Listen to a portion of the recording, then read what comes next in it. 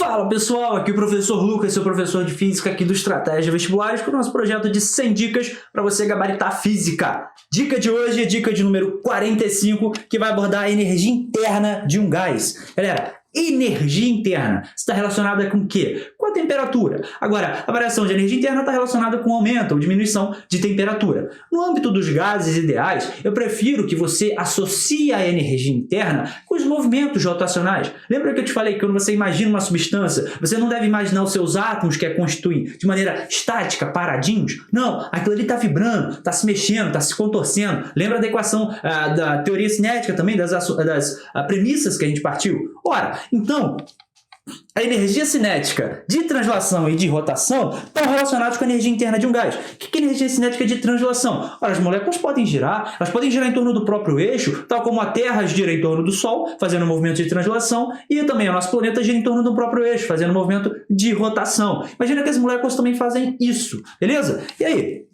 Eu sei que as espécies monoatômicas só vão ter o primeiro tipo dessa energia, ou seja, só energia de translação. Elas podem se movimentar, ir para lá e para cá. Agora, não faz muito sentido elas girarem em torno do próprio eixo. Por quê? Se você tem duas moléculas, você consegue imaginar um movimento de rotação em torno daquele eixo de ligação entre as duas. Quando você tem uma só, aí fica mais complicado. Então, quais são os gases monoatômicos principais que você tem que se lembrar? São os da família 8A. Lembra? A regra do octeto tem certa estabilidade, então não tendem a se unir uns com os outros. São monoatômicos, só tem um átomo por molécula de gás. Então, os mais comuns, hélio, argônio e neônio. Para esses gases, a energia interna pode ser calculada para os gases monoatômicos como 3 meios, que multiplica o número de mols, a constante dos gases ideais e a sua temperatura absoluta. O número de mols sempre em mols, temperatura absoluta em Kelvin, isso vai te dar a nossa famosa constante dos gases ideais em Joule, mol,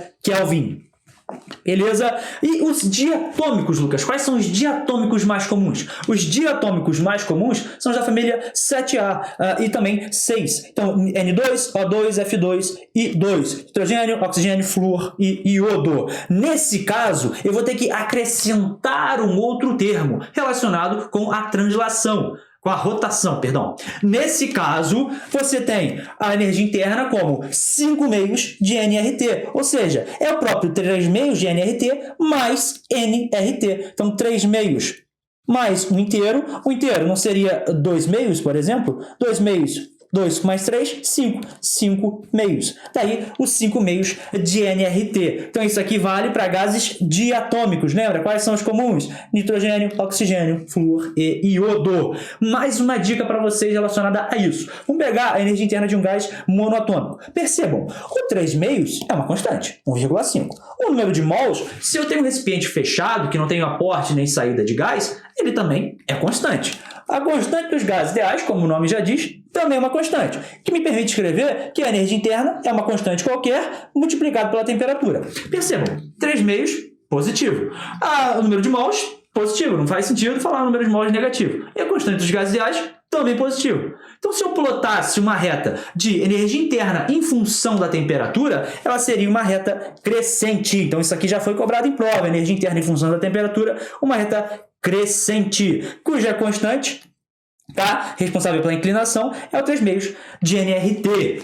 Essa era a dica que eu queria trazer para vocês hoje, galera. Um abraço e valeu!